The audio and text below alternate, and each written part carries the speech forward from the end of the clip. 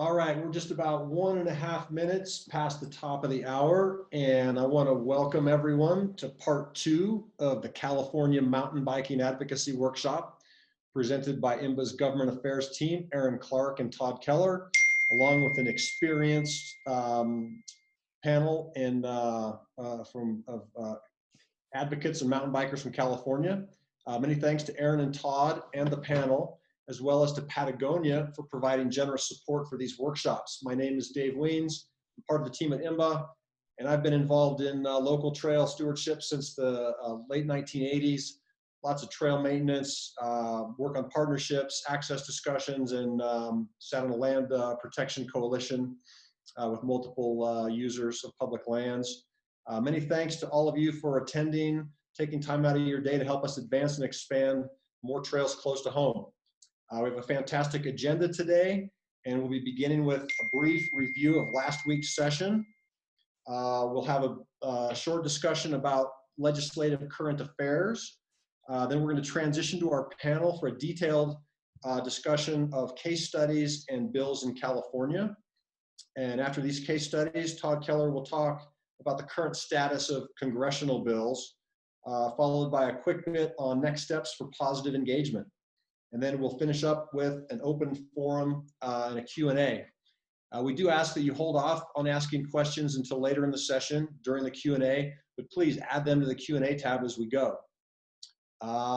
That's it. Let's jump right in, and getting us started is going to be Todd Keller, IMBA's Director of Government Affairs. Todd, take it away. Thank you, Dave. Welcome back, everybody. Oops, sorry about that. Computer's a little sensitive. I just want to review session 1 very briefly. And those who have missed session 1, if you're new to the workshop here, we do have it recorded, and you will be able to get that out to folks so you can take a look at it. But we focused on a few main areas and sort of put key takeaways here. So first was the legislative process, right? The key takeaway from that was engage early. These things take a very, very long time, and it's the long game. And it's important you get in early. The second piece was successful master plans. The key takeaway there was how our vision fits within the landscape and how do we get to that point. That's all really starts at that juncture. The third bullet here is a geographic information system, or GIS as we more commonly know it.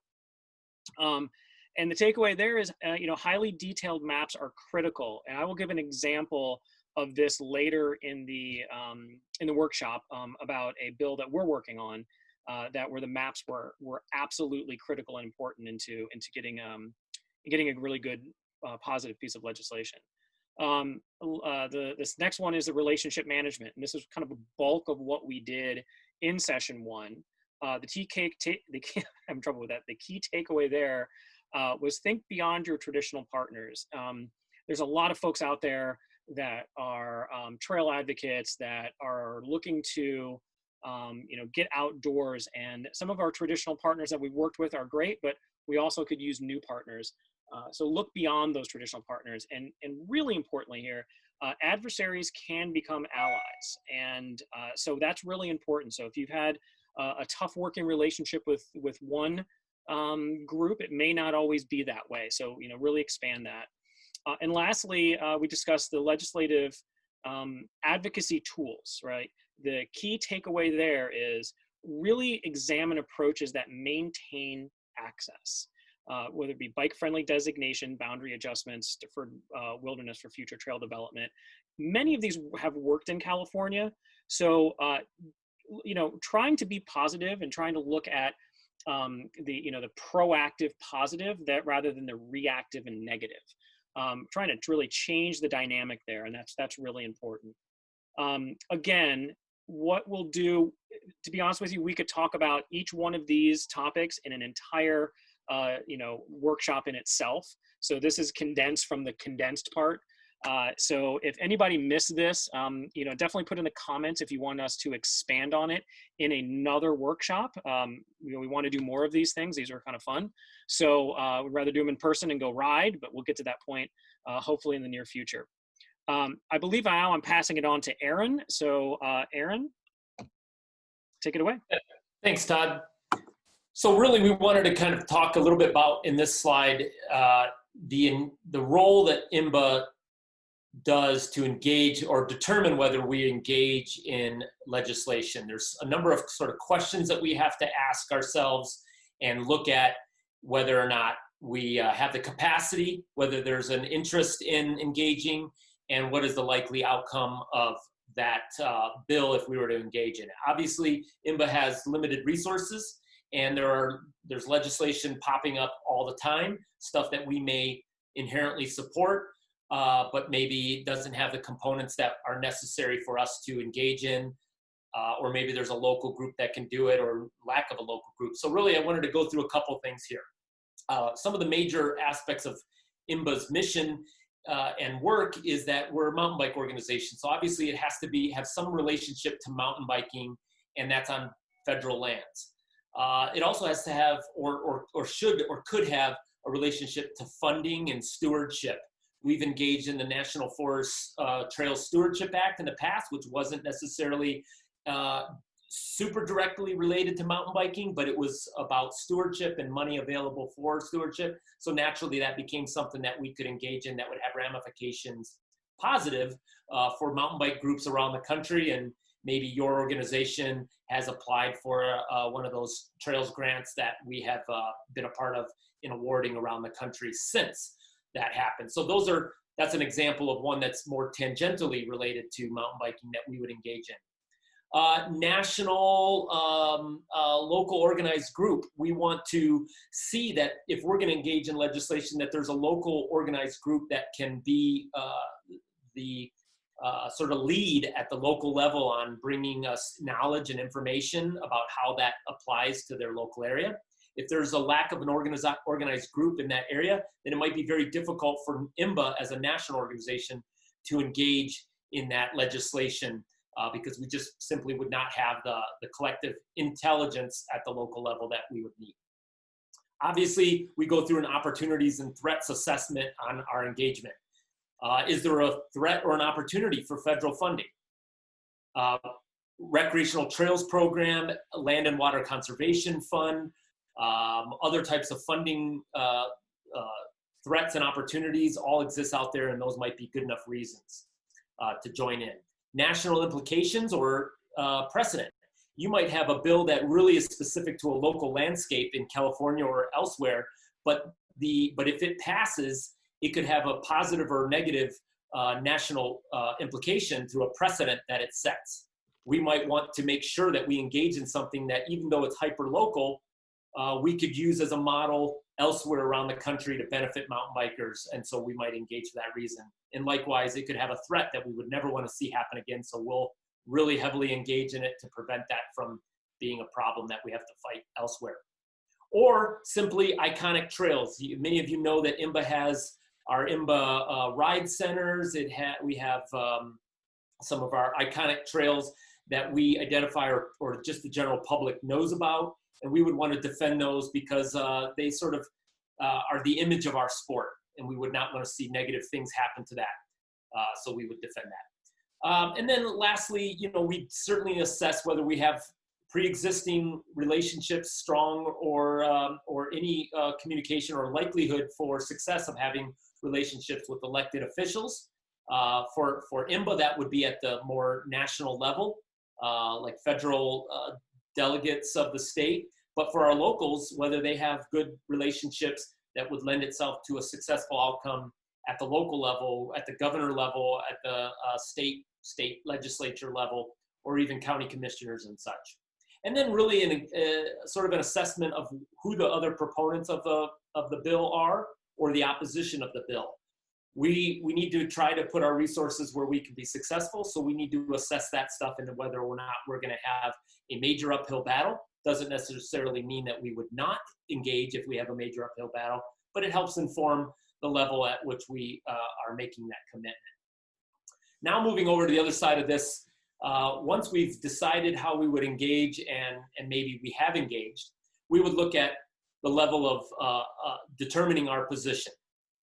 We have made, for the last number of years, as we've gained in our influence in Congress and our ability to weigh in on bills and have changes to them, that we will only support bills that generally, especially when we're talking about landscape legislation, maybe landscape protection bills that have mission advancing components in there, meaning they have something in there that benefits and advances mountain biking goals and agenda. The fact that it just may simply do no harm to mountain biking might not make sort of meet the threshold that we would set for engaging in it. There are times where where we would, but certainly we want to see that bills have a mission advancing component. There might be other politically strategic reasons why we would engage if it doesn't have a mission advancing component, but we weigh those individually. Are components of national significance. So if there's something that's really hyper local and that really we could not see ever being able to be used somewhere else, or a threat that wouldn't happen somewhere else, it might be a reason that we would withhold support for that, because it just doesn't we just don't have the capacity to engage in everything. And when we do support it, we generally want to be able to be engaged. Okay, if we were to oppose or look at whether our position would oppose, there would need to be a direct threat to trail access or funding or our general collective interests. And we have hopefully already pursued alternative options to fix those threats. And if those have failed for whatever reason, or if it just popped up something that was a threat that we didn't have a chance to work on or weren't aware of in the development, then we may oppose it from that point.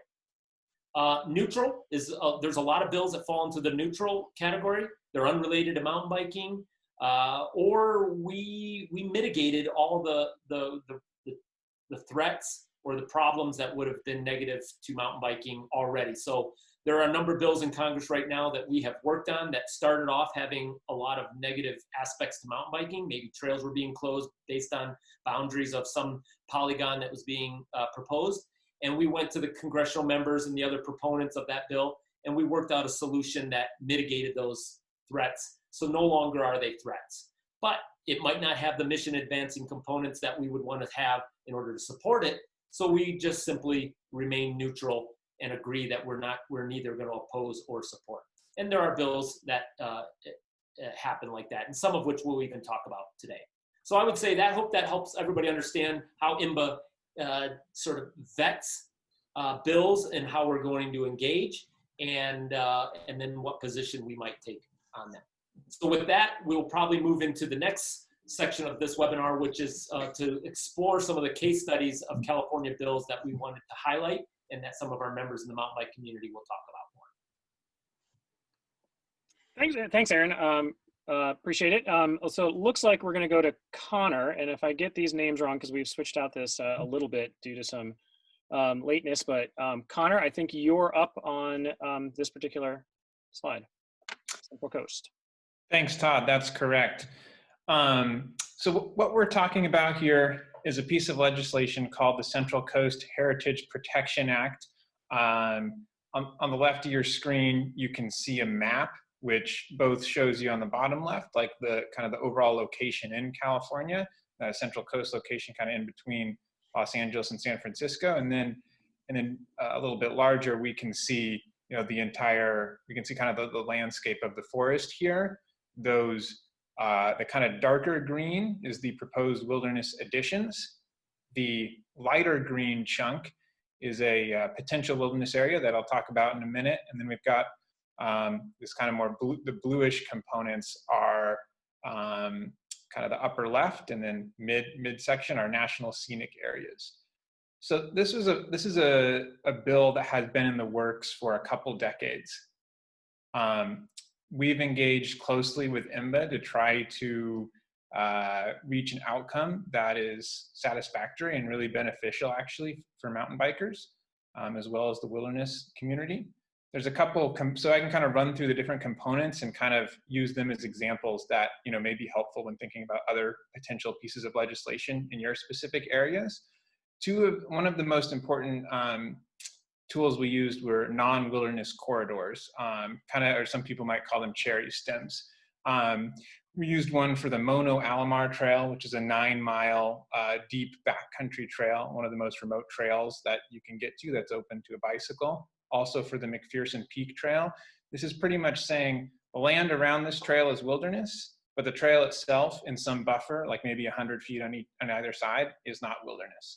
So this preserves the ability to continue to ride a bicycle on this trail. It also preserves the ability to use like power tools, like a hedger or a chainsaw in maintaining these trails, which has really actually been really important to some of our non-bicyclist, trail allies, is they want to be able, there are equestrian groups that want to be able to go out and maintain these trails with power tools. We also are kind of our second component that's really advantageous was a boundary adjustment we made, if you look at number 2 here, in the Rinconada mine, Rinconada Creek area in San Luis Obispo County.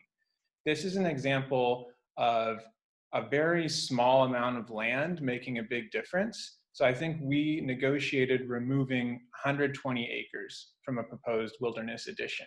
So when we're talking about 900,000 acres or something in the bill, 120 acres is almost, is almost nothing. It's very small, but this helped preserve access to an area of historic trails, historic mining trails that are now used by mountain bikers, equestrians, and hikers. So one of the things that we did, and I'll just share a short story here, is the way that we were able to negotiate this concession was myself, a member from the Wilderness, a representative from the Wilderness Coalition, and a representative from the equestrian community went out to this area in person several years ago and went for a hike. And when we went out on the ground, it was clear to the representative from Cal Wild that this was an area that had a lot of historic impacts. We walked around the old mining areas. We saw all of the existing kind of trails and roads in the area, old roads. And it became clear that it made a lot of sense to everyone that was there to make this slight adjustment for the boundary to preserve access to that area for bicycles and have, a very, very minimal impact on the amount of wilderness that was being created in the bill. The third component you can see here that I'll talk about, number 3, establishes a 20-year timeline for future trail development in the Fox Mountain area. So if you look at the map, that's kind of right in the middle. There's a green that's a lighter color, that green area would be defined as like a sort of a potential wilderness area under the legislation, and we would have 20 years to build trails in that area. There are existing trails already, somewhere in the neighborhood of about 15 miles of trails in that area, but we need to build an important connector trail that groups have discussed for years, but we have not had the chance to build it yet. So this is an example of a really important connection that needs to be established to significantly increase the recreational value and also improve the sustainability of the existing trails. But if this bill were to pass, we would have 20 years to do so. So this is this is like a powerful tool that you might be able to use. I think Aaron, for those of you that were on the webinar last week, Aaron touched on the importance of establishing trail plans in advance. And so because we had a track record of dealing with access issues to these trails, going back to the 90s, our club had established a track record. It was clear to the wilderness community that this isn't something we were just sort of, I think as Aaron said, pulling out of our hat at the last minute, just because we didn't want wilderness in this area. But this was a legitimate issue that we had been trying to address for many years. So that's that's a very powerful tool, and I hopefully it's something that will be able to be used in other legislation around the country. Another tool that we used, if you look at item 4 on the list here, is the creation of national scenic areas, 2 of them. One is on the upper left of the map, and I am a bit colorblind, but I think that's a light blue color up there, and then kind of in the center there's another light blue polygon there. So what we have there are the potential creation of national scenic areas, about 35,000 acres. Those would continue to allow bike access, like in the upper left, Black Mountain National Scenic Area. There's in the neighborhood, there are 10 to 15 miles of trails that are open to bikes currently that would remain open to bikes in that area. Another important component of the National Scenic Area designation is that, like for example, in our, in the Black Mountain National Scenic Area, the trails, several of the trails kind of all dead end, and that's okay. But we would love to create some more connections there and build out a more robust trail network. The National Scenic Area designation does not close the door on that, like a cherry stem or a non-wilderness corridor essentially would. So, that's a very advantageous, designation that does, enhance conservation protection while leaving the trails open to mountain biking, and also not closing the door on future trail connections, or maybe there's fires, maybe there's major mudslides. You need to do a major reroute of a trail. If something is a cherry stem or a non-wilderness corridor, that can get pretty complicated. In a National Scenic Area, it could be a lot simpler. The final component I want to mention is, even these existing wilderness additions that you can see kind of sprinkled throughout the map include a lot of boundary adjustments that, for example, might go up to a trail, but not include the trail.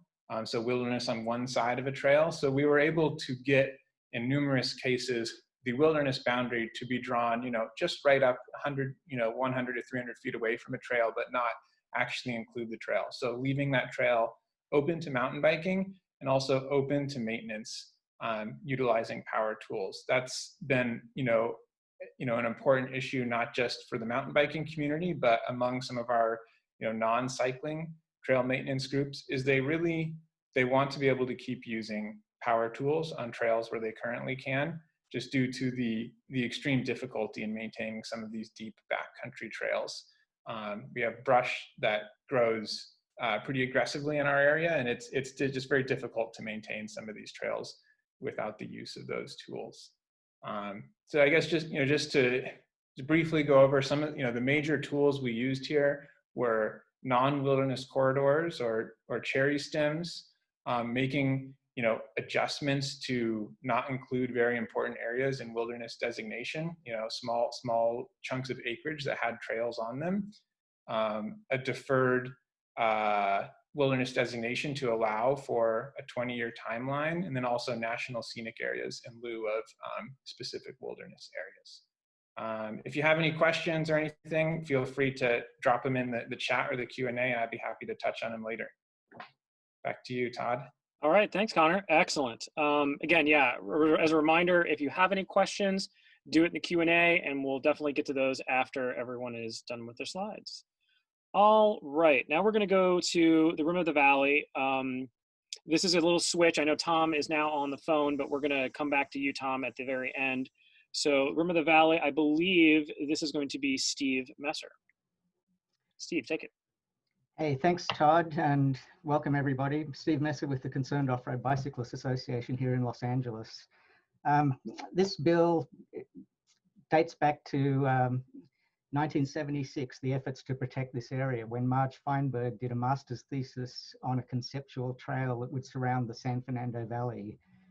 When COBA was formed in 1987, 11 years later, we cited the Rim of the Valley as our working territory. And in 2008, Congress authorized a study to determine the feasibility of creating either a new national park unit or expanding the existing boundary of the Santa Monica Mountains National Recreation Area. So that study found in 2015 that there were significant cultural, ecological, and geological resources within the area that met the criteria for protection. So the study area included the Santa Susana Mountains, the San Gabriel Mountains, the Verdugo Mountains, and portions of the Simi Hills and the Santa Monica Mountains. So with Marge Feinberg's master's thesis, the objective was to create a trail, a recreational trail surrounding just the San Fernando Valley. So that vision was expanded upon. And if you overlay a map from Trail Forks or MTB Project showing where the trails are, you'll see that probably 80% of LA's mountain biking opportunities fall within this corridor. So it has a broad support within the conservation and the recreation communities, And CORB has been involved in supporting the bill, in providing public input into it at the various stages of development of the bill. And we feel that this was a positive step forward for protecting the area and bringing additional resources. The one thing that it doesn't do is doesn't transfer any lands to the National Park Service. It doesn't authorize the use of eminent domain. The one contentious issue with the bill was the inclusion of a couple of landfill sites, which were ultimately excluded. And then there was also some concern about conflict between the National Park Service taking over some Forest Service lands. So the Forest Service lands were all removed from the final bill. And the Forest Service and the National Park Service already have an agreement under which they can cooperate called the Service First Authority. So they felt that there was no need to include the Forest Service lands in that bill. So this is not really contentious. We've been supporting this all along. CORB has been involved since our inception almost in the promotion of this effort to protect and bring additional resources to these areas. So we're happy to see it finally introduced in legislation. And that legislation, the Rim of the Valley Corridor Protection Act, introduced by Adam Schiff, is sitting in the Senate, in a Senate committee with the other bills we're talking about today. So I'll move on to the next bill I'm going to talk about, which is the San Gabriel Mountains and Foothills Protection Act. This one's a little more complicated because it has multiple aspects that achieve different things. So one of the first things is the establishment of the Condor Peak wilderness area and the Yerba Buena wilderness area. And these two wilderness areas are separated by a corridor that contains the Condor Peak Trail, which is a 10-mile epic backcountry trail that ascends over 5,000 feet and is unique in the forest as far as its access for mountain bikes.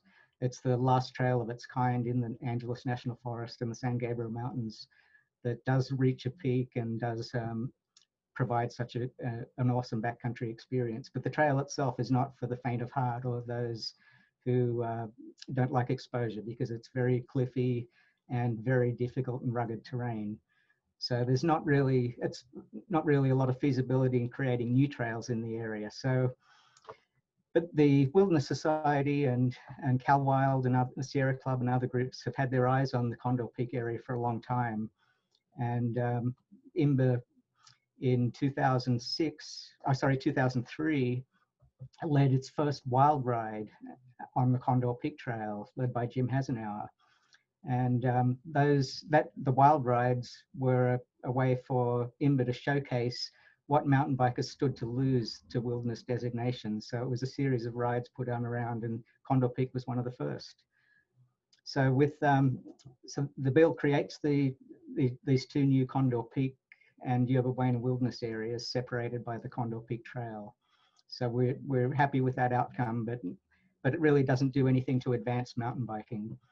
So the next aspect of the bill is that it would expand the boundary of the San Gabriel Mountains National Monument to include all of the contiguous lands. So there's a portion of the National Forest, the Angeles National Forest, that's not shown, that is to the north and west. You can see a little bit of the green in the upper left of the map there. That's also Angeles National Forest. So to backtrack a little bit, and this covers other portions of the bill, there was a study called the San Gabriel Mountains National Recreation Feasibility Study, and it looked at the feasibility of overlaying a national recreation area on the Forest Service lands and other lands that extend down into the San Gabriel Valley along the river corridors. And that study found that there were significant resources, but there was no effort in Congress or no willingness in Congress to create the national recreation area. So Judy Chu, along with some local advocates, went to President Obama and had President Obama declare the San Gabriel Mountains National Monument, which is the light purple, I believe. I'm partially colorblind, but I think it's light purple in there. And that was that was enacted in 2014, and it's taken about 5 years for the Forest Service to really get a handle on the redistribution of assets. It caused a lot of confusion with certain recreational assets and resources being assigned to one district, but geographically closer to the headquarters of the other district. So there was a lot of confusion around that. So the expanding of the national monument boundary to include all the contiguous lands would take away that confusion and allow the Forest Service to get a better handle on the distribution of their resources. It's interesting to note that in the 1980s, this forest had 5 districts that were all based on watersheds, and which makes a lot of sense from a resource management perspective. But in the 90s, it was reduced to 3 districts, still based on watersheds, but they combined multiple watersheds. And currently, we're operating under 2 districts, which are the San Gabriel Mountains National Monument as a district and the Angeles Gateway District. So we have no problem with supporting the expansion of the national monument to include these lands. I think it's going to cause some confusion again in the beginning, but still, ultimately, it leads to better protection and better distribution of resources. Another aspect of the bill is that it would expand existing wilderness areas. So like the bill Connor talked about with the Central Coast, it expands the Sheep Canyon Wilderness and Sheep Mountain Wilderness and the San Gabriel Wilderness areas. And like the previous bill mentioned, it doesn't really impact any existing trails or any places that would be good candidates for new trails. These are all just incremental additions to the existing wilderness areas. Now, in our negotiations with CalWild and the Wilderness Society, with IMBA's help, we were able to get this bill to a point where we could agree not to oppose it. But this is one of the bills that is an example of something that we're also not supporting. We're neutral on it because it really doesn't do anything to advance mountain biking from that perspective. We were seeking and still are seeking 2 boundary adjustments to remove one trail that has switchbacks that dip into the wilderness by just a few dozen feet. And the Sierra Club has tried to put signs up prohibiting bicycle access on that trail, but we want to just clarify that with a boundary adjustment. And there's another more contentious adjustment we were seeking, which was to provide access to the Mount Baldy trail. Mount Baldy is the tallest mountain in LA County at 10,053 feet. And it's the only one that has bike access. The summit itself is not in wilderness, but the wilderness boundary is defined by this trail. So we were seeking to move the boundary to the west of the trail, which would open the trail to bicycles. So we weren't able to get support on that from the Wilderness Society and other groups. So we are not supporting this bill. And finally, the final aspect of this bill is it would create a new national recreation area, a new unit of the National Park Service called the San Gabriel National Recreation Area. And that's that green finger-like extension you can see dipping down into the San Gabriel Valley. And that includes Turnbull Canyon, which is a very popular mountain biking area around Whittier, and the river corridors for the San Gabriel River. And within those corridors, there are a lot of bike paths along the river corridors that are owned by the Army Corps of Land of Engineers. But the bill itself does not transfer any lands to the National Park Service. It doesn't authorize the use of eminent domain.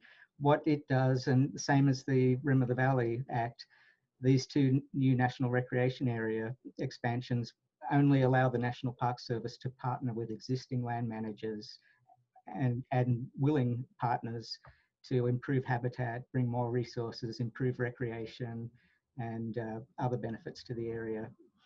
So these are all things that we think are in general positive. They'd have no negative impact on mountain biking as they're laid out, but we can't support them because they really don't do anything to advance our mission, as Aaron referred to in the opening slide there.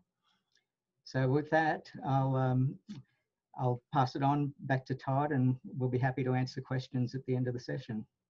Awesome. Thank you, Steve. And before we move on, I will just add here, you'll notice in his, the third, which point is it? Oh, the fifth point, correct a mapping error. That's what we talked about. The GIS is so important because this was a mapping error not done by any of us. It was done by, I believe, U.S. Forest Service. Is that right, Steve? Yes.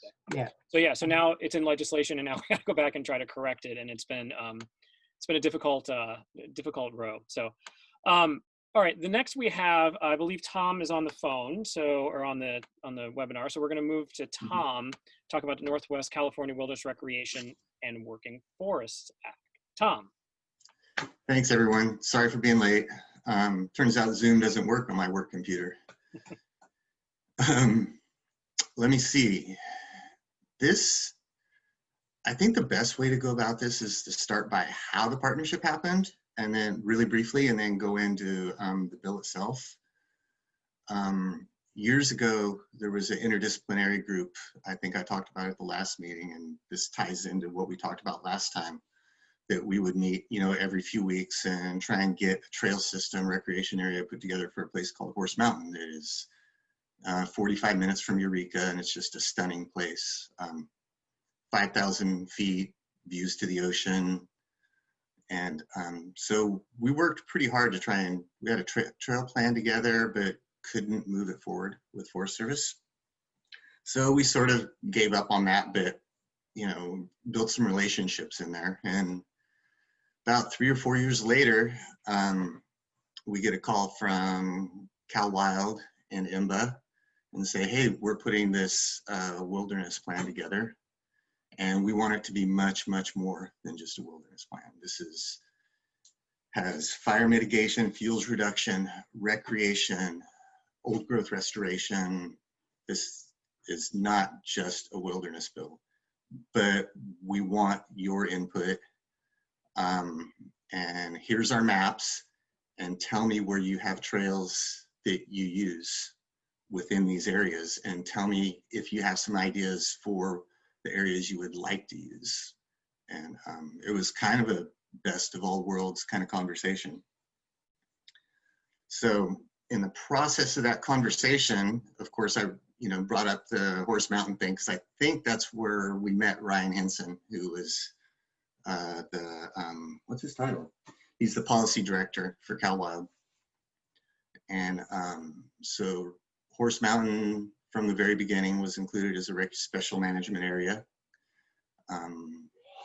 which includes trail. It's a special management area because it's a Port Orford cedar area, and the Port Orford cedars are pretty much untouched is from a root plot perspective up there. But part of that special managed area will be recreational trails, including mountain bikes. And Forest Service is directed to create a trails plan up there within 2 years, I think it is. And that was something that we tacked on at the end just to sort of push action a little bit. Also included in this bill, up by Crescent City, by a town called Gasky, is the Elk Camp Ridge Trail, which is something we don't have in Humboldt County, just rocks. It's raw, serpentine, big views, about a 9-mile technical single track. And that was included as a recreation area, also to include that trail or a system of trails. So we'll continue working with that as time goes on. And if you look at the map, this is remote area. You can see Highway 5 on the right side. Highway 101 roughly follows the left side along the coastline. All that area in between is effectively wilderness. There's not much in there. It's 2 hours to a population center. So we went through, as a group, all the proposed wilderness areas, and there was only really one trail that had seen or has seen any kind of use or has the real potential to see a lot of use, that was going to be impacted by the original layout. So that was the South Fork Recreation Trail along the South Fork of the Trinity River, and it's an 18-mile out and back single track or a really big loop. But it's stunning, and it's something that mountain bikers in Humboldt and Shasta County have ridden for years and years. So that was cherry stemmed out of the Chinkapin Wilderness. And I'd like to thank Connor and Steve also for explaining a lot of this stuff like cherry stems and special management areas and such, so that I can just talk about the fun stuff. And there was a lot of, Cal Wild gave us a lot of support in this process. They checked with us pretty continuously, had a consultant that would call quite often. Aaron was a big help staying on top of the bill as it progressed. The cherry stem was left off the original maps, and that got fixed. But we didn't get everything we would have liked to have had. There are a couple of loop options on the South Fork Trail that basically existed on really old maps, but no one had used them for years. And we made a brief attempt to get those cherries stemmed out as well, but that didn't go anywhere. They felt it would have fragmented the Chinkapin Wilderness a little too much. But I would just like to say it was a pleasure working with the folks that we partnered with on this project, and I think we got far more than we lost. We lost very little, maintained what we already had, and gained 2 recreation areas. Oh, I would also it also authorized a study for a recreation trail around Trinity Lake, which is a huge lake right by Weaverville, and that, if we can get a recreation trail around Trinity Lake, that will be amazing. That would be a multi-day ride. Yeah, we didn't lose anything and gained a lot out of this bill. So we've pretty much fully supported.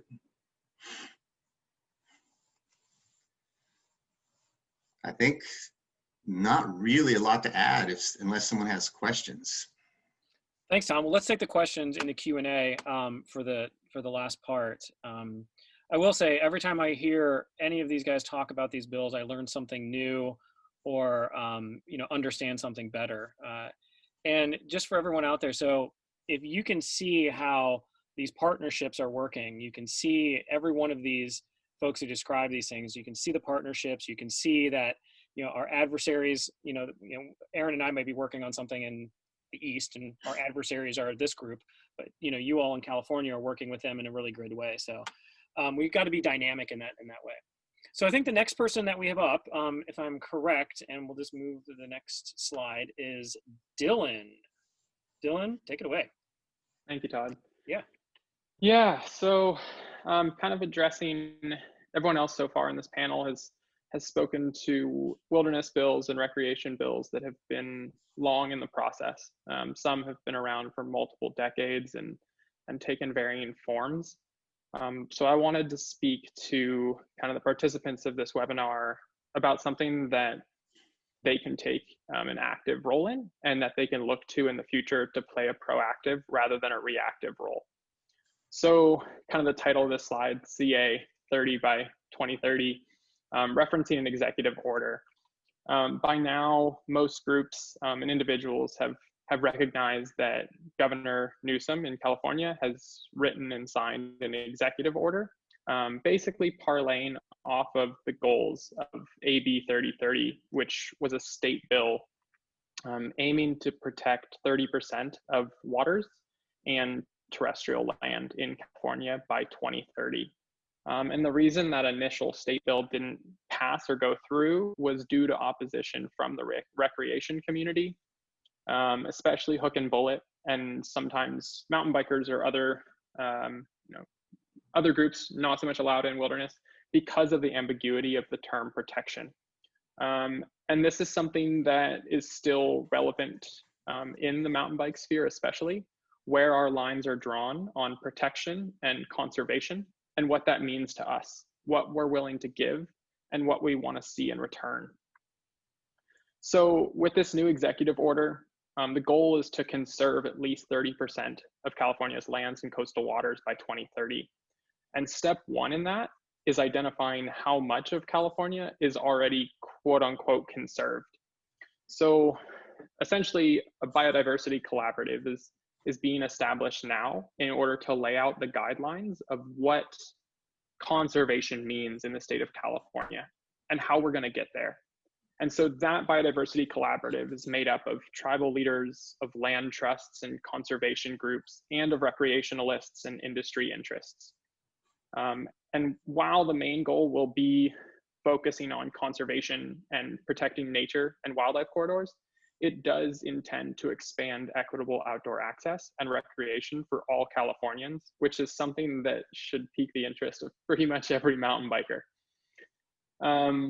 So kind of what I want to discuss with 3030 here is how to take the proactive role, because when Governor Newsom signed this executive order, every land manager in the state had their ears perk up and began to understand that in the next decade, they had to establish a significant amount of conserved areas.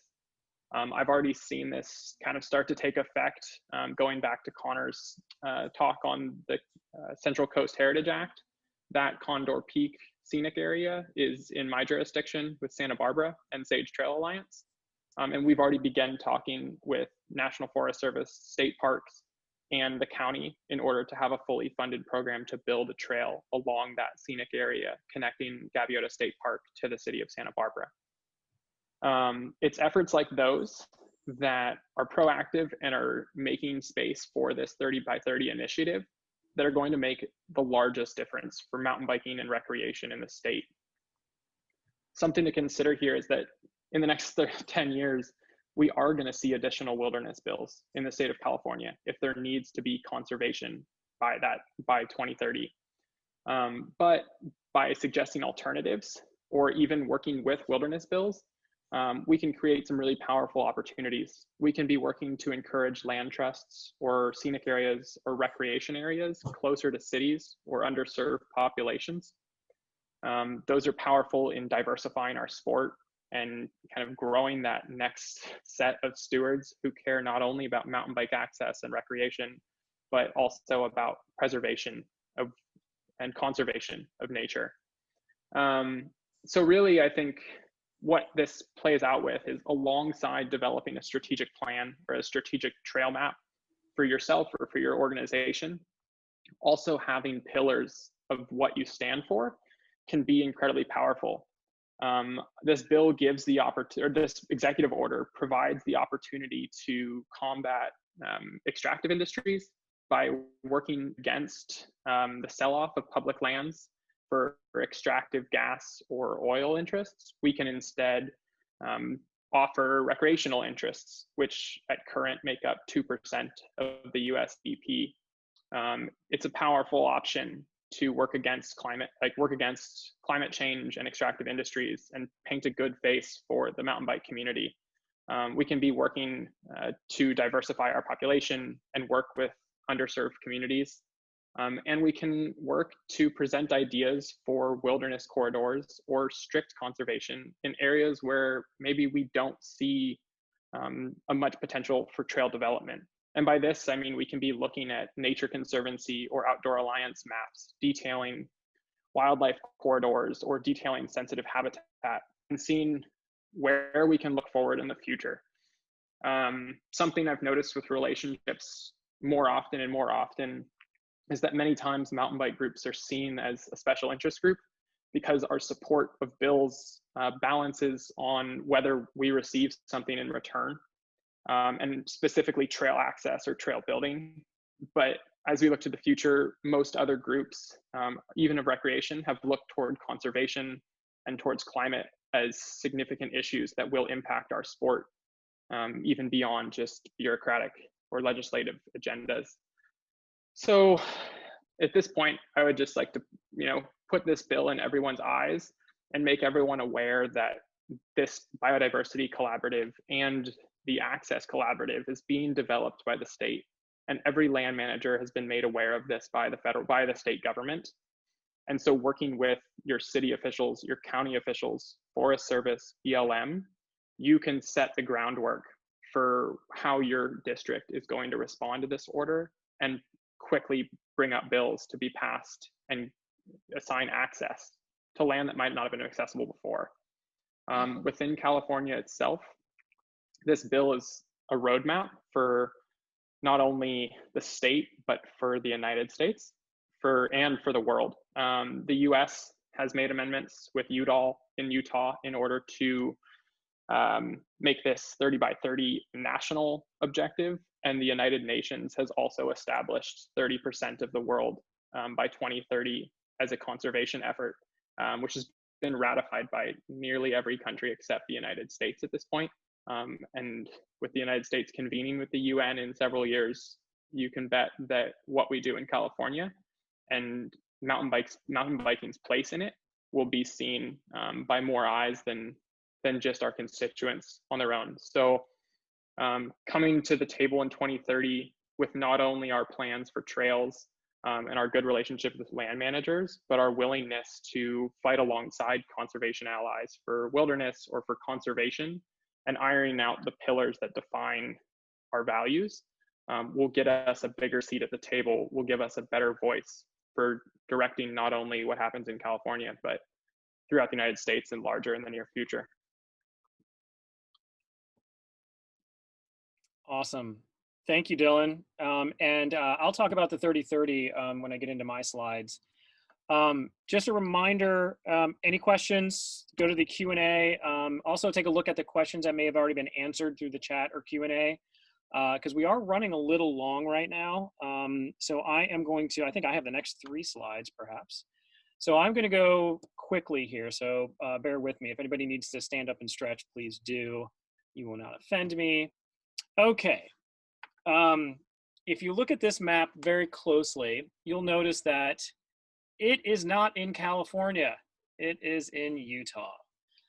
We decided to add this in because this kind of follows what everything we've been talking about and all the tools we've been using. We've worked really, really hard, and much of the credit goes to Aaron Clark with the government affairs team at IMBA here. And we have done a lot of work on this bill. It is the Bonneville Shoreline Trail Advancement Act. What it essentially does, and again, I'm going to go through this quick because I'm running out of time trying to make up some time here. It moves a wilderness boundary to essentially allow mountain bikes and other activities such as events along the Bonneville Shoreline Trail, which is along the Salt Lake Basin there in the Salt Lake City. And it goes all up. The trail will be, when it's complete, hundreds of miles in length. And as the population in that Salt Lake area explodes, there is definitely a need for a lot of recreation, and this will provide it. We have our 2 main bill sponsors are Congressman Curtis from Utah, obviously, and Senator Romney from Utah. And this bill is part of the hearing, which will happen tomorrow. So you guys can read the slide there. And again, we'll have this up. And again, I'm going to move through this pretty quickly because I want to get to the next couple of slides here, and I want to make sure we have plenty of time for the Q&A as well. And Todd, the information on the synopsis of the case bills that were available to all registrants has a lot more detail, and also the IMBA website has a link to that. Yes, thank you, Aaron. For yes, any one of these bills. Yeah, we have more information than you can imagine. So if you have a question, there's a bunch of us you can ask and just ping, and we'll get all of that information to you for sure. Okay, the next bill. This is kind of my bread and butter, and you have a looking glass there. A look ahead, increased opportunity. This is what's happening a lot right now, and I think we're probably going to do a whole workshop or webinar on, the elections, what it means to mountain biking community, and where are the opportunities. But I'll give you guys a real quick peek here. So we are in a lame duck session right now in Congress. So Congress is back from the elections. Those who lost are lame ducks, as that's where the name comes from. And they have a few things they need to do. They need to pass certain legislation, and one is the spending bills. We are currently under a continuing resolution. That's why the government is running. I don't know exactly when the CR runs out. I believe it's coming up in December. I think it's after Thanksgiving. It would be, yeah, it's definitely after Thanksgiving. So sometime in December, and if that happens, the government runs out of money and we go through a shutdown. So what they'll do is they'll just do a continuing resolution, most likely, that will just punt to the next, a few more months until the new administration comes in, and then and the new Congress comes in. They get sworn in on January 3rd. The other thing is that you're probably hearing a lot about is the National Defense Authorization Act, or as the acronym is known as the NDAA. So that's a must-pass bill. They have to pass that in order to fund the Defense Department and everything that goes under the Defense Department. So it's a very, very critical bill. Historically, there have been public lands bills that have been tagged onto that as it's made its way through both houses of Congress. This year, there's no difference. We are looking at potentially a package of bills, all of the ones that we spoke about, including the Bonneville Shoreline Trail Advancement Act, that could happen as well, get tagged onto there. There's a lot of movement right now. It didn't look like it was going to happen. And then Senate Energy and Natural Resources said, no, we're going to have a hearing. And that hearing is happening tomorrow, like I said. And we're wondering, why is it happening now? They don't have to do this hearing, but we believe they could be getting ready to attach a few things to the NDAA, and they need that hearing to move things through to legitimize those bills to get them on there. And then it has to go through the House, and it'll be a scramble for a little while. I'm not sure if it's going to happen. There's probably 50-50 chance that it may or may not happen. So keep your eyes and ears, and we'll let everyone know as that moves forward. What's unlikely to move is the public lands and or recreation package on its own. There's been a lot of talk about a rec package that was working to be put together. That's still happening, and we anticipate it early in the next Congress. But right now, given sort of the turmoil of the elections and some of the House races, especially in California, that are just being called, Utah House race was just called last night. So things are still happening. So it's unlikely to move sort of normal pieces of legislation and packages. So the new administration, we do have a new administration, and that's going to be a Biden administration. And it's going to obviously change in leadership at the Department of the Interior, which is, I'll go through the acronyms, everyone should know that, but the Bureau of Land Management, National Park Service, Fish and Wildlife Service, and a bunch of other ones, Bureau of Reclamation, Army Corps of Engineers, et cetera, et cetera. They all manage some sort of lands out there. And then the Department of Agriculture, which is U.S. Forest Service. And a lot of the leadership there will change, and staff will change. The career folks will likely stay. Some won't. Some will retire. But it's really the management part of the Interior Department and the USDA. My prediction, and it's been back and forth, is that Tom Udall will get nominated as Secretary of the Interior because he is a former senator. Well, he's currently a senator right now, but as of January 3rd, he will be a former senator. He decided to retire. And he would follow in the footsteps of, I believe, his father, and to be the Secretary of the Interior. So that's my prediction. And you guys can figure out what to give me if I'm right, and I will give you nothing if I'm wrong. So the next point here is the stimulus. So we haven't had a stimulus package yet from the coronavirus, the pandemic, right? We've had a lot of emergency spending bills that really just went to hospitals and went to the pandemic directly, but nothing from the economy outside the $1,200 check that everyone got, which I'm assuming we all spend it on mountain bike stuff. And we're looking at that, and there's a lot of good pieces in there. We're looking at bumping up the recreational trails program and a one-time sort of bump to it from, whatever, the 80 million to, a bigger number. You're looking at the Conservation Corps could be reestablished within that legislation. There's a number of things that we're looking for in a stimulus.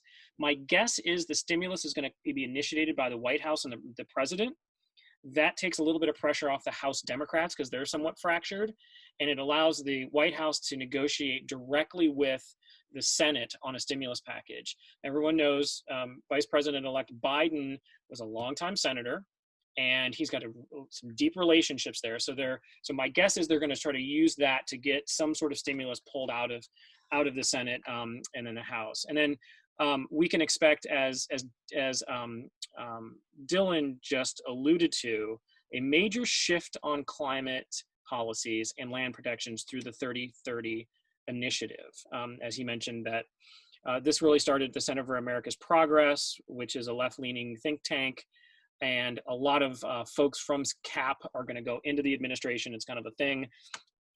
And we should see a lot of those climate policies be adopted through the administration and administrative action. So we're keeping a very, very close eye on what that looks like. We are working to get a seat at the table.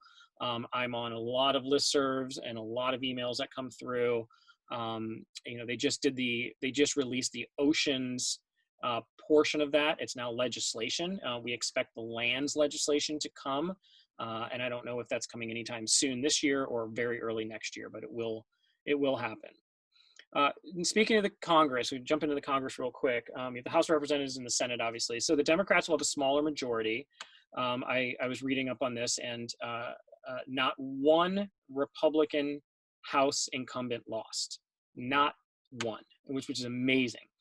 And so, they're definitely going to have to work with the minority leader and the minority of Republicans. And we anticipate it really supporting the administrative proposals, because that's how a lot of things are going to get done. In the Senate, the Republicans will maintain control of the Senate. There's 2 seats out in Georgia, which my bet they're going to win. They're going to go Republican.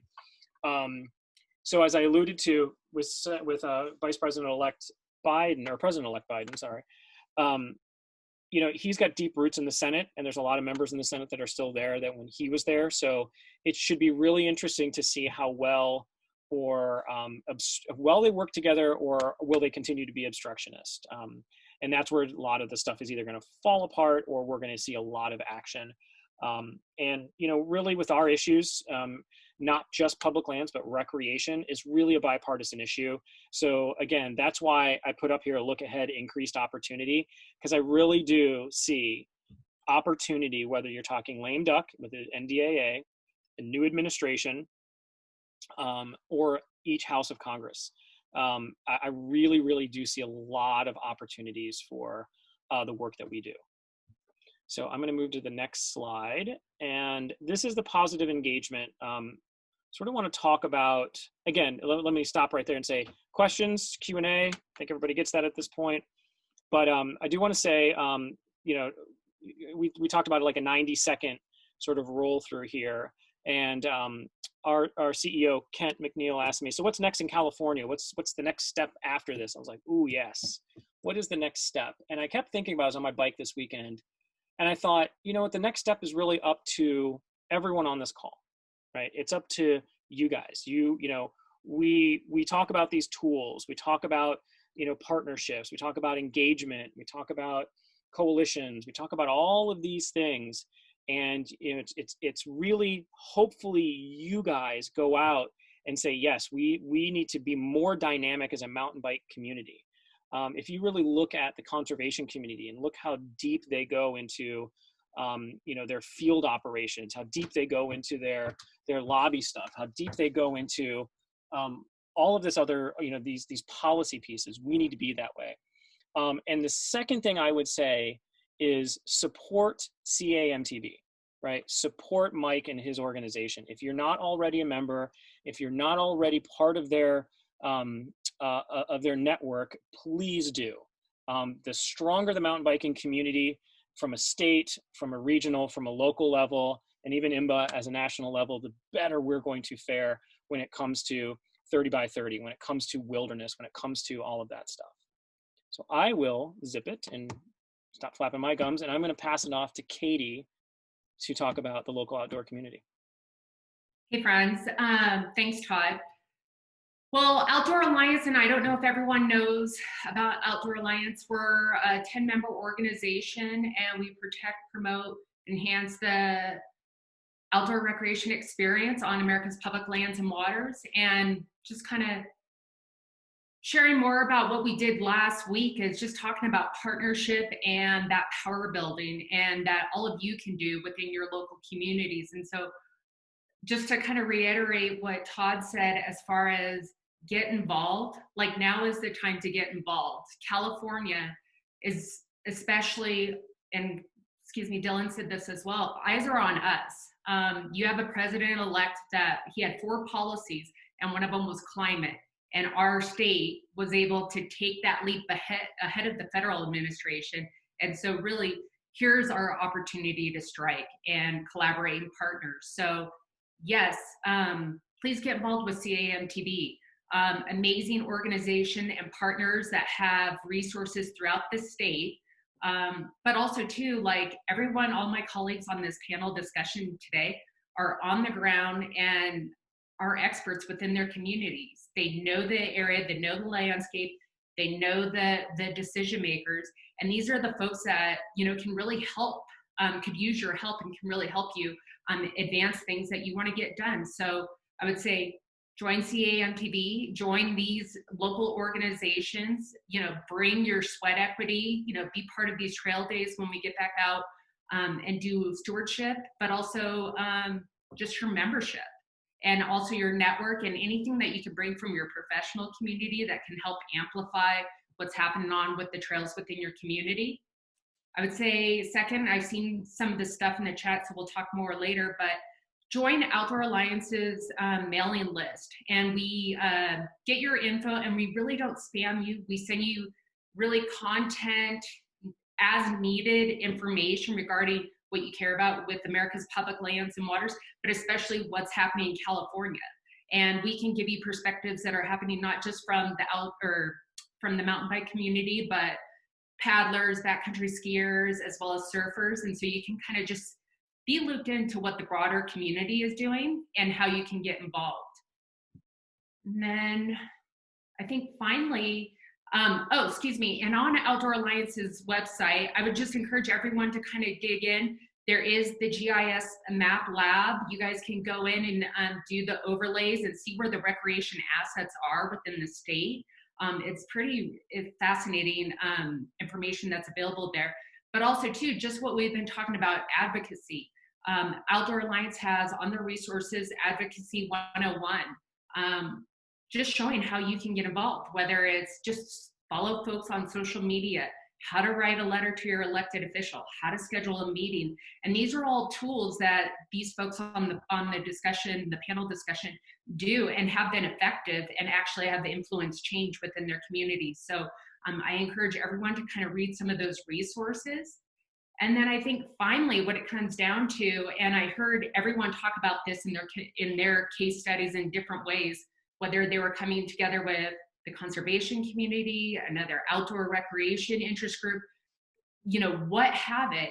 And it was that key to partnership and collaboration. And I think really that is what moves the needles with elected officials and decision makers and how we can work together to protect these areas, but also create more access to some of these trails and opportunities. So again, first things first, invest in your local organization and CMTV, get on the OA resources that we have available in our mailing list.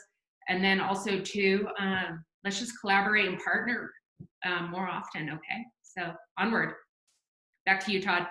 Thanks, Katie. Thanks, Katie. Now we're going to have Mike say a few words as well. And I believe, Mike, you have a slide here. So I'm going to just move on. There we go. Mike, you're up. Great. Thanks, Todd. And thank you, Todd and Katie, for the words of encouragement and the support from both of your organizations. I'll echo the themes that Todd and Katie shared with you and build on that. I think collaboration is an essential component. And we really, as a community of mountain bikers and trail riders, we really need to be emphasizing this, strengthening the spectrum of advocacy from self to what we're doing within our organizations, to what we're doing collectively at the state level and national level. And that's really, where I see CMTB filling a much needed gap. And that's really where we want to apply our efforts, is at that state level, to hold the space, to convene and to bring folks together, bring the organizations together across the state of California to have a place for these types of discussions that are specific to us. And I also see us being a vital link for the efforts that are being made locally as well as at the national level. What Todd just shared with you in terms of the his reflections on what's happening in DC is such an important thing for us to consider, and we want to be a conduit for that information. And then finally, we're really here to help trail orgs develop their local strategies for engagement. And we do that, through a few different ways. One is by, creating the relationships that can help us apply some influence on your behalf, on building productive partnerships.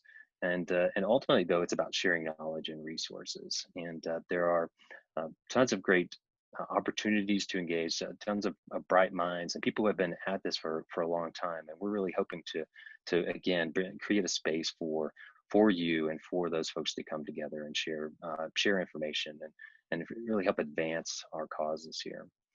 And what that means for engagement, I want to encourage everybody. I'll certainly echo what Katie said there in terms of joining your local trail organization, if you aren't already, and consider joining more than one if you are frequenting trails across in different regions. For individuals and organizations, I also want to emphasize that it's really important for us to be megaphones and amplify the messages that we're hearing today. And bring it back to your organization, bring it back to your membership, and help spread this word out. I think we have a great opportunity now with an influx of new energy and new riders coming into the space to make sure that they understand the significance of advocacy and how important it is to furthering our sport and to helping feed some of those issues that are important to us and on a larger scale. So there's some. In the slides here, there are some ways to get in touch with us, so please encourage you to do that. And finally, I would just ask you to consider you and your organization's priorities and where you're engaging, what is most important to you and what is activating you most, and consider that how that might be strengthened and furthered by a collective state effort. So with that, I'll turn it back to Todd and get back into our Q&A. Thank you. Thanks, Mike. All good words. I want to associate all of the things that everyone said with myself, so done. Okay, I think we're at the point where, what time is it here? We've got about 15, 17 minutes. I'm going to pass it over to Eleanor, and we're going to start our Q&A. I'm going to stop sharing my screen so we get off of this, and boom, there we are. Excellent. Eleanor, take it away. Thanks, Todd. And thanks, everybody, for joining us. We've gotten a lot of great questions so far. In the Q&A feature, again, you can go ahead and look at some of the questions that have already been answered. We answered some in writing just to save some time, and we will return to a few of those as well if time allows. I want to start with a few questions about 30 by 30, since we have a few of them. Let's see, from Brad and from Nolan. I think I want to combine these two.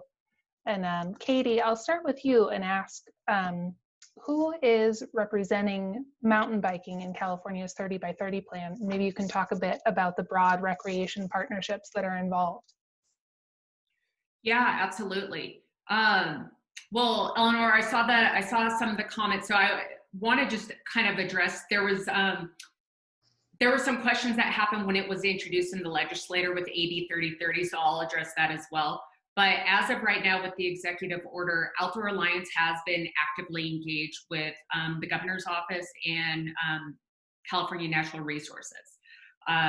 They right now are just kind of laying the ground of the stakeholder engagement that Dylan talked about with the Biodiversity Collaborative.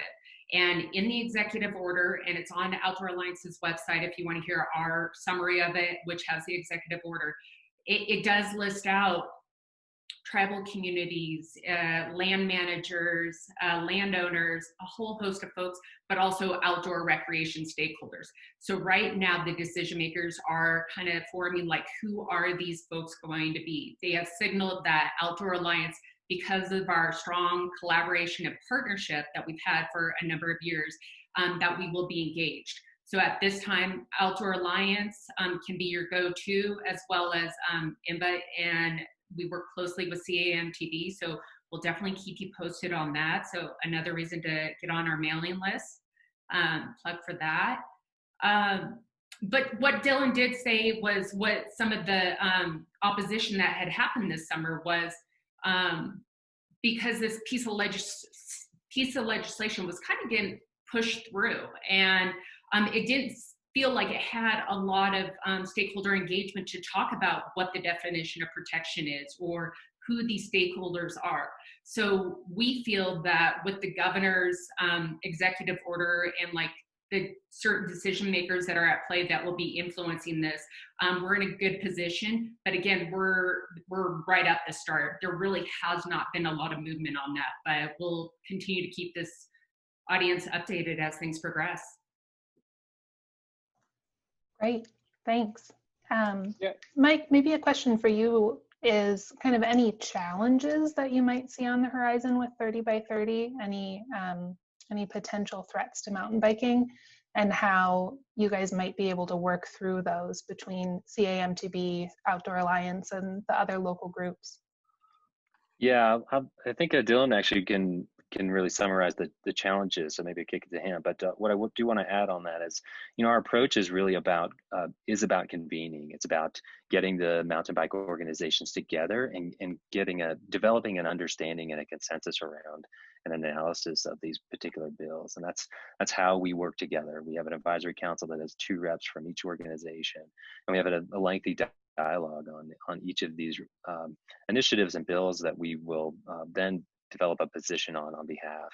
And the participating organizations can sign on or abstain, but it's really about again, leaning on the collective knowledge of our member community to help inform where we sit as an organization. I think on that front, with what Mike's saying of bringing stakeholders and groups together is really how we avoid problems with 3030. We saw opposition from Hook and Bullet kind of when it was introduced as a bill, and now we're starting to see approve the bill from Trout Unlimited and from others, as the definition of conservation shows they approve artisanal hunting, artisanal fishing in marine protection areas. So you're not just creating blanket bans on people, you're more just trying to play that balance act between protecting nature and increasing public access. And so I wouldn't really suggest that there's a ton of threats at mountain bikers, because the goal here is to conserve additional land. If we look at a worldwide average, we're talking 17% of land is being conserved or terrestrial. The opportunity to conserve more land is an opportunity to create more trails closer to home to people who don't have that access. I don't think the blanket solution of California is just to throw the term wilderness on a bunch of areas that are currently, public access. I think more than anything, we're going to see tribal lands with traditional stewardship. We're going to see land trusts being brought into the fold in some kind of consistent conservation initiative. And that's something we can work trails into. But I wouldn't say at the moment that it's a threat or something that we should be on guard from the act of losing trails. Yeah, and from a national perspective, Dylan is exactly right. Oftentimes, and I think Aaron coined this, the easy button. We want to just make these complex issues easy, so it's either bad or good when it comes out. And I think that in California's case, we saw it roll out from, a sort of a white paper from the Center for American Progress, and then it got turned into legislation. Well, the white paper was designed to be sort of ambiguous, to be catch-all for all organizations to come in. And we all know that legislation doesn't work that way. Legislation needs specifics. And when it didn't have specifics to it, it got everyone like, what is the definition of conservation? What is the definition of this? And we had to all react to that. And next thing you know, the recreation community, including the sportsmen and women, all were like, no, no, no, no, no. And next thing you know, now we're in our little camps already. And, you know, great to hear, Dylan, you say that, like, it's not a negative thing. It's not anything yet. We have the opportunity to start to shape this, not only in California, but when the new administration takes in, you know, we will be at the table understanding what's going to happen and how this is going to lay out. And I don't see it as a good thing or a bad thing. It just is what it is right now. And we have the opportunity to get in there and work it. Great. Thanks, Todd. Thanks, everybody. You know, with that, there was one question in the answered section that, Aaron, I would love you to expand just a little more on. The question was from Tiffany about all the different types of mountain bike friendly land designations. You know, I think we had at least half a dozen mentioned between these different case studies, maybe more. And with the goal of 30-30 to protect and conserve more land, kind of what are some of those best designations for mountain biking? And maybe what do you see as one we might use more of in the future? Yeah, thanks, Eleanor. And it's really important to start thinking about how it connects to the 30 by 30 concept, because people will be looking for how to lay down different polygons. You know, the bottom line is for mountain biking, you don't have to have a land designation name in order to have mountain biking for any use, really. But we as mountain bikers want to see the experiences that we enjoy on public lands protected in some way for the value that you gain from going to a place that is in good, pristine condition and, you know, sort of serves that natural feel that you're looking for. Obviously, different landscapes and different trails sort of bring about different types of experiences. Backcountry trails might be more appropriate for different designations that are a little bit more on the conservation side of things, whereas maybe a national recreation area or you know, some other types of designation that you can create. We can create new designations anytime just by penning them into legislation, or even through the administrative process at the planning level of the agency.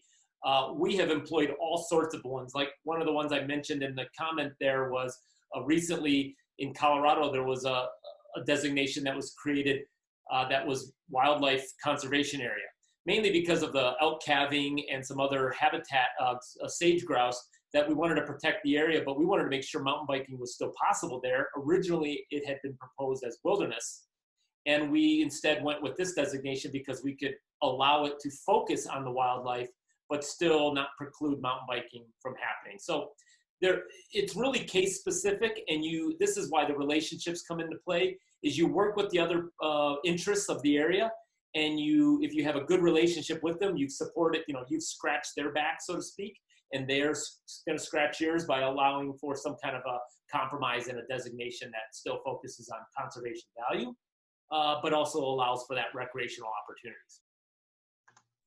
Great. Thank you. You know, on that, we have a question from Austin about site visits as part of these projects. And if anybody had experience partnering with wilderness and conservation groups and doing site visits together on some of these lands and how that may have benefited the project. Connor, I think you have a good example on that one, right? Yeah, thanks, Eleanor. Yeah, we had a great site visit working on the Central Coast Heritage Protection Act with myself, Matt Sales from Cal Wild, and a representative from the equestrian community. This gentleman from the equestrian community, I think he had actually served on the board of the Backcountry Horsemen of California. And when we're walking around this area, where there was a proposed wilderness boundary that would have impacted some trails in this area, some but not all of the trails, you know, he had a comment as the three of us were hiking around. He was like, yeah, you know, people have been riding out here for a long time. These trails should definitely be open to mountain bikers. And one of the reasons he made that comment is because of, you know, the decades of work that our group had done with other local equestrian groups. So that was super powerful, because right there, it shows the representative from the Wilderness Coalition that there are not only one, but there are two major user groups, mountain bikers and equestrian users, that supported maintaining mountain bike access to this area. So that would have, you know, been a difficult, so that helped lead to that piece of that specific area being withdrawn from the wilderness proposal. just maybe one more point to add is it kind of facilitated just like general like bonding, I guess, among everyone involved. Like I actually have a pretty friendly relationship with the gentleman from Cal Wild, and wouldn't hesitate to meet up with him again and talk some more. So I'd really encourage that, if you have a chance to get out and go check out some of these lands on site. I would definitely add that take out the the legislators' staff as well is a common thing that we do. Go walk an area, talk about it, helps them get familiarity with the bill that they might introduce. Great, thanks. Anybody else have anything to add on that? Steve or Tom? No pressure. We didn't need to do actual site visits because the deputy director of the Wilderness Society serves with me on the San Gabriel Mountains Community Collaborative. So within that group, we're constantly focusing on the San Gabriel Mountains and the National Recreation Area, National Monument. So we both have enough familiarity with the area and its historic uses and the historic controversies about the wilderness designations previously. One thing that I failed to mention, and I should have done this, is a shout out to a new volunteer group, the Low Life's Responsible Citizens Club, who formed last year and have adopted the Condor Peak Trail and begun getting it back into a serviceable condition. So having mountain bikers come out and actually work on the trail after this legislation was developed is just reinforcing everything that we said would happen when we were discussing these things. And we are happy to have that group taking over this trail. And we had, not during the development of the bill, but prior to the bill, we collaborated quite a bit with a lot of the different user groups, equestrians, botanists, hikers, wilderness folks on the Horse Mountain Special Management Area. And that was partially important because we had all spent so much time hiking trail alignments and such out there. The reason for that special management area is control of Port Orford root rot disease. And those folks know that we're aware of that and we're concerned about that, and we're not going to push for trails inside that area that's critical to root rot disease. And that was really useful in gaining their support to allow mountain bikes on that area in the future. It's like, they know we're aware of the boundaries that we should stay out of. So just more collaboration. Mm-hmm. That all speaks to how many partnerships are involved and the importance of partnerships. We had a great discussion about that on the panel 1 last week, and we'll be sure to send the recordings out to everybody who attended in case you didn't catch last week. Todd, I'm going to throw one last question to you with the challenge to answer it in 30 seconds or less. Austin is asking about appointed positions within administrations, be it at the state or the federal level, especially timely with a new administration coming on. And what can we as mountain bikers, as IMBA, OA, as advocates do to influence these positions, who's appointed, and kind of how to keep an eye out for them and get mountain bike friendly people appointed when possible. Thanks, Eleanor. I'm going to blow my 30 seconds right out of here because I'm going to thank Austin for confirming, in fact, that yes, Tom Udall's dad was the former Secretary of the Interior, and Mark Udall's dad was a former congressman and chairman of the Natural Resources Committee. So, Austin, I appreciate you confirming that for me. The short answer is yes, we are engaged in working with the new administration and the transition teams that were just announced, I think earlier this week, or late last week, I guess, so each department has a transition team, and those transition teams go in and start working with the existing staff there and trying to, and it's all like, it's just the formal emails and everything else. But we'll also have contacts for that. We have contacts for that transition team, and we will start writing letters and saying, okay, we want Tom Udall, right, as he'd be a great pick for Interior Secretary. You have BLM Director, you have Forest Service Chief. You have a lot of these positions that will go from the from the previous administration and will be replaced by the new administration. It has nothing to do with politics. It's just that's the way it is always, never. What can we do? Well, we can contact our elected officials. We can contact our senators. We can contact our governors and anyone else who you think has influence and say, you know, we want to see this person in this position because they value outdoor recreation.